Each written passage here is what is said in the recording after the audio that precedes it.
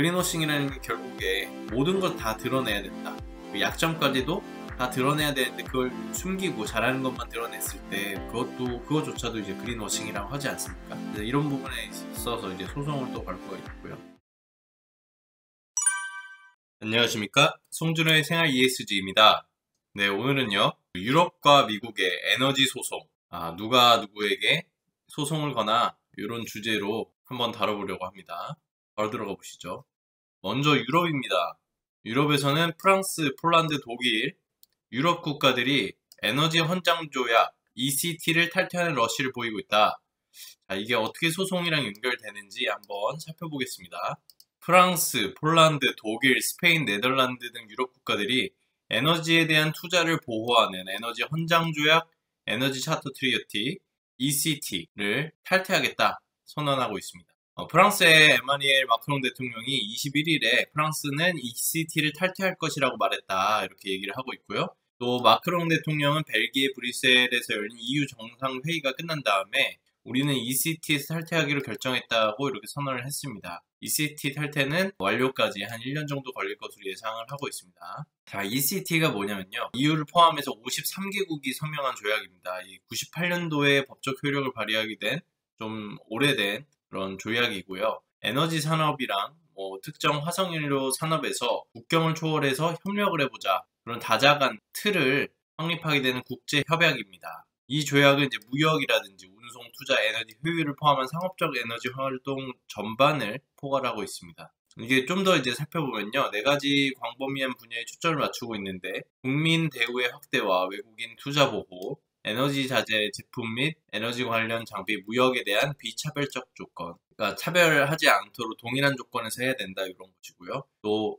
참가국, 투자자, 주체국의 분쟁 해결, 이게 또 논란이 많이 됩니다. 분쟁을 해결한다. 또 에너지 효율의 증진과 에너지 생산과 사용의 환경적 영향을 최소화하려는 시도, 환경적 영향을 또 최소화해야 된다. 이런 조건들이 있는데요.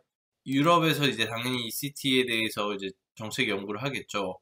해봤더니 여러 가지 좀 문제가 있었는데 ECT가 조금 일방적인 부분이 있다고 합니다. 오직 기업이 국가를 고소할 수 있습니다. 국가가 기업을 고소하는 건 아닙니다. 그리고 조항의 표현이 모호해서 투자자들 간에 불공평하게 대우받고 있다고 느끼면 불공평하다라면 고소까지 할 수 있는 겁니다. 네, 그래서 여러 가지 사건들이 좀 소송들이 있어 왔죠. 이 연구에서 보면 ECT 조약은 유럽에서만 3,446억 유로, 한화로 485조 원의 가치가 있는 화석 기반 시설을 보호한다. 라고 했습니다. 이것도 손해를 보면 안 되니까. 그러니까 에너지 기업들이 이걸 주로 활용을 하고 있습니다. 최근 몇 년 동안 투자자들은 이 조약을 통해서 EU 국가를 위협하고 수십억 유로의 보상을 요구했다. 이렇게 되어 있고요. 밑에 좀 더 이제 살펴보겠습니다. 도대체 왜 ECT를 탈퇴하고 있냐? 기껏 이제 에너지 불평등 문제 해결하고 이렇게 좋은 취지로 ECT를 만들어서 50 몇 개국이 가입을 했는데 기껏 만들어 놓은 걸 왜 탈퇴하느냐 봤더니요. 넷제로 목표를 EU가 이제 세웠는데 이제 화석연료를 규제하기 시작을 했습니다. 그러니까 이제 화석연료나 재생에너지 기업들, 이제 에너지 회사들이죠. 수익을 위협하기 때문에 이런 정책들이 규제가 돼서 돌아오기 때문에 이 규제 변화와 관련해서 정부를 고소하기 시작을 했습니다. ECT를 활용해서요. 불평등하다 이겁니다. 투자자를 보호하기 위한 목적도 있는데 이걸 사용을 하는 것이죠. 그래서 이제 작년부터 이 회원국들이 나가기 시작했는데요. 이제 2월 달에 50년 탄소 중립 기후 목표를 지닌 EU에서 ECT를 둘러싸고 이제 논쟁이 커졌다 이렇게 얘기를 하는데 EU가 ECT 때문에 화석연료에 대한 규제를 제대로 하지 못해서 탄소 중립국 자체가 되지를 못하면 이 조약을 가입하는 의무가 없다. 아까 환경 영향에 대해서 관리를 한다고 했었죠. 유럽위원회는 이를 반영을 해서 ECT 개혁안을 2월 15일에 제출을 했고 올해 6월에 ECT 개혁안에 대한 잠정 합의가 있었습니다. 프랑스보다 ECT 먼저 이제 폴란드가 탈퇴를 했고요. 또한 기후행동 네트워크의 환경단체 코넬리아 마필드가 폴란드 정부는 기후 파괴적인 ECT를 개혁하려는 실패한 시도에서 올바른 결론을 도출했다 이렇게 지지를 하고 나섰습니다. 환경단체 지구 유럽의 친구들 그 외에 이제 폴란드가 시작을 했으니까 스페인, 프랑스, 네덜란드, 독일 등 비판적이었던 다른 나라들도 개혁 제안을 거부하고 조약을 탈퇴할 것을 촉구하고 있다. 네, 실제로 이 국가들도 ECT 탈퇴에 대한 얘기를 밝히고 있습니다. 보면 이제 스페인도 ECT 탈퇴 절차를 시작했고요. 또 독일 그리고 네덜란드 이렇게 탈퇴를 얘기하고 있습니다. 특히 이제 네덜란드 같은 경우에는 좀 쓴맛을 봤죠. 지난해 3월에 독일 거대 석탄 회사 에너지 기업의 RWE가 ECT 근거해서 2030년까지 석탄 연료를 단계적으로 감축하겠다. 탈석탄 정책에 대해서 국가 목표를 제시한 네덜란드 정부에다 14억 유로에 해당하는 손해배상을 청구를 했습니다. 석탄 팔고 있는데 요거를 감축하겠다 하면 산업에 직접적으로 연관이 되기 때문에 이거 차별적이고 불공정하다 해서 국가에 소송을 제기한 것이죠. 그렇지만 이제 ECT에서 이제 회원국들이 탈퇴하더라도 쉽게 없애지 못할 것으로 전망하고 있는데요. 이게 47조 이제 조항에 보면은 국가가 탈퇴하는 경우 이 조약의 조항이 20년간 계속 적용된다고 규정이 되어 있습니다. 그러니까 탈퇴한다고 바로 이게 이용이 안 되는 것이 발효가 되는 것이 아니라 20년간 적용이 된다. 시간이 또 있습니다. 그리고 또 이제 에너지 헌장에 대해서 결국 이제 현대화해야 된다, 변경을 해야 된다 이런 논의들도 계속 있는 상황이고요. 이렇게 유럽에서는 ECT라는 조약을 통해서 기업이 국가에 소송을 제기하고 있었습니다. 자, 그럼 미국은 어떨까요? 네덜란드, 미국에서 소송 있는 석유 메이저 쉘, 기후변화 대응 압박 증가. 자, 국가만 소송을 당하는 게 아닙니다.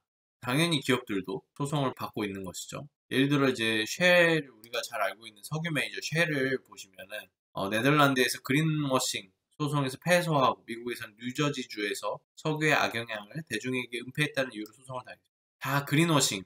네, 그때 그린워싱이라고 워싱을 두려워해서 데이터를 공시하지 않는 그런 상황도 그런 트렌드도 있다라고 저번 영상에서 이제 소개를 해드렸는데요. 이거 관련해서 그린워싱 관련해서 이런 소송들을 당하기 때문에 더 무서운 겁니다. 에너지 기업 입장에서.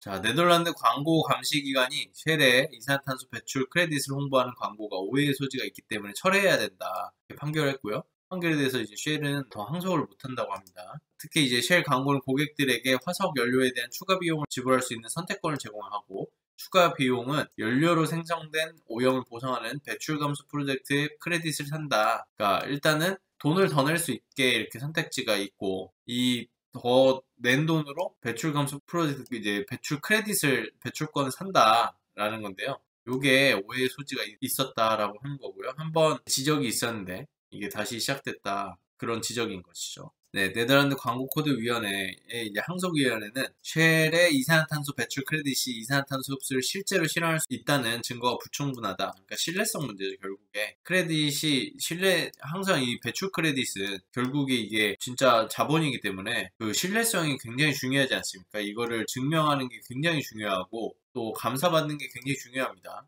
그래서 이제 이 부분에 대해서 정확하게 증명 안 된 채 진행을 하기 때문에 그린워싱 논란을 받아서 소송을 받은 것이고요. 쉘은 이제 자사 광고의 속임수라고 볼 만한 게 없다 이런 입장인 겁니다.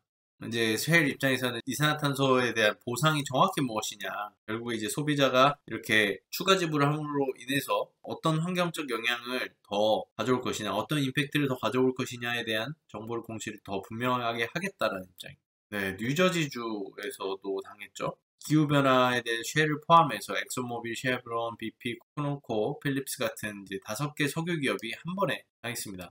뉴저지주 검찰총장이 엑소모빌 이 5개 기업의 화석연료 소비가 기후에 재앙적인 영향을 미칠 수 있다는 사실을 조직적으로 은폐하고 부인했다. 완전 기후 악당이라고 보는 건데. 무조건적으로 나쁘고 무조건적으로 좋다는 없겠지만 어쨌든 에너지 기업들은 아무래도 이제 화석연료 좌초 자산을 많이 보유하고 있기 때문에 더 민감하게 반응이 되고 사람들이 지켜보고 있다는 점은 분명한 사실입니다. 검찰총장이 화석연료 소비의 부정적인 영향에 대한 인식이 급속도로 퍼지고 있고 피고들은 50년 이상 화석연료 제품으로 인한 온실가스 오염이 지구의 기후와 해수면에 중대한 악영향을 미칠 것임을 알고 있었다. 알고도 그랬다. 알고도 제대로 알리지 못했다. 라는 내용이죠.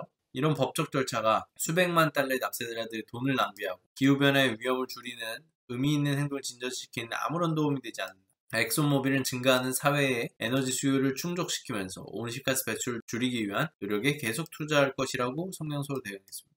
네, 어쩔 수 없이 어떻게 보면 에너지 전환을 해야 되는 입장에서 당연히 이건 에너지 전환에 대해서 반대하거나 부정하는 사람들은 없겠지만은 어쨌든 그 전환의 속도라든지 이거를 전환하는 게 비용이 또 많이 들기 때문에 이 전환 리스크라고 하죠. 기업 입장에서는 굉장히 로비도 많이 하고 하는 부분입니다. 네, 쉐브론은 이 소송에 대해서 진정한 해결책을 찾으려는 시도는 아니다. 쉐브론은 주장된 주장들이 법적, 사실적으로 가치가 없다고 믿고 있습니다. 법정에서 이를 입증할 것이라고 이제 반박을 하고 있습니다. 쉘은 기후변화만큼 큰 도전을 해결하는 것은 진정으로 협력적이고 사회 전반적인 접근이 필요하다. 법원이 기후변화를 다루는 올바른 장소라고 생각하지 않지만 쉘을 포함한 모든 기업의 부문과 시민사회의 행동으로 뒷받침된 정부의 현명한 정책이 해결책에 도달하고 진전을 이끄는 적절한 방법이라고 봅니다.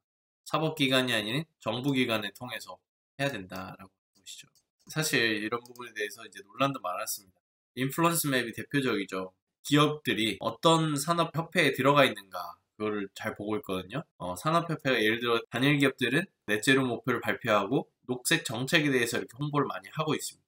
그 부분에 대해서 이렇게 하고 있는데 반대로 이제 뒷부분에서 은밀하게 정치권과 로비 활동을 한다든지 직접적으로 로비 활동을 하지 않더라도 이들이 속해 있는 산업협회가 넷제로에 반하는 그런 로비를 하는 것들을 추적을 해서 인플루언스 맵이 그런 것들을 공개를 하고 있습니다. 그렇기 때문에 그린워싱이라는 게 결국에 모든 걸 다 드러내야 된다.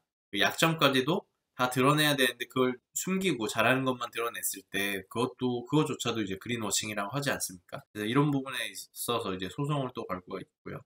또 그 외에 당연히 에너지 기업 입장에서는 전환 리스크 때문에 반대할 수밖에 없고 반대하게 되고 그 반대는 당연히 여론이 좋지 않겠죠. 예를 들어 이제 전기차 같은 경우에도 마찬가지입니다. 그 스텔란티스 CEO도 최근에 유럽에서 이제 유로 7이라고 휘발유 이제 내연기관차에 대한 제재를 하게 되는 그런 정책들이 있는데 필요가 없다. 전기차 전환에 대해서 조금 전환에 대한 어떤 기한이라든지 규제를 좀 완화시켜달라. 이런 내용에 대한 이제 입장도 밝힌 바 있고요. 이처럼 산업계와 이제 기후전환 그런 어떤 전환의 속도 이런 부분에 있어서 아무래도 갈등이 많이 발생하고 있는 포인트고요. 이런 것들은 이제 기업과 정부에 직접적으로 연관되는 리스크이고 기후변화로 인해서 생겨나는 그런 재정적인 리스크를 보여주는 것이기 때문에 이 부분도 관심 있게 살펴볼 필요가 있을 것 같습니다.